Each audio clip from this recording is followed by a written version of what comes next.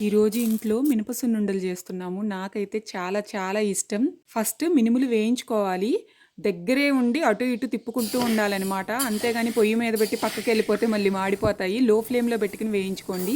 మినుములు స్మెల్ అసలు చాలా చాలా బావుంటదనమాట. ఆ స్మెల్‌ని బట్టే మనకి వేగినట్టు తెలిసిపోద్ది. ఈలోపు బెల్లం తురుముతున్నాము.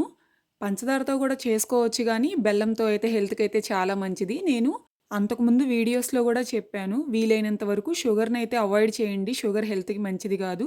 పంచదారతో టేస్ట్ బావుంటదిలే గానీ, బెల్లంతో చేసుకుంటే హెల్త్‌కి మంచిది. టేస్ట్ కూడా చాలా చాలా బావుంటదనమాట. మినుములు ఆరిన తర్వాత దానిని పౌడర్ చేసుకోవాలి. ఆ తర్వాత బెల్లం వేసి మళ్ళీ ఒకసారి మిక్సీ వేసుకోవాలి. ఇప్పుడు ఆ పౌడర్‌లో నెయ్యి వేసి ఉండలు చేసుకోవడమే. ఎంత ఈజీయో చూసారా? టేస్టీ అండ్ హెల్తీ మినప సున్నుండలైతే రెడీ అయిపోయాయి. మీరు కూడా ఈ మినప సున్నుండలు ఒకసారి ట్రై చేయండి. ఎలా వచ్చాయో కమెంట్స్‌లో చెప్పండి. మళ్ళీ ఇంకొక రెసిపీతో కలుద్దాం. అప్పటి వరకు బాయ్.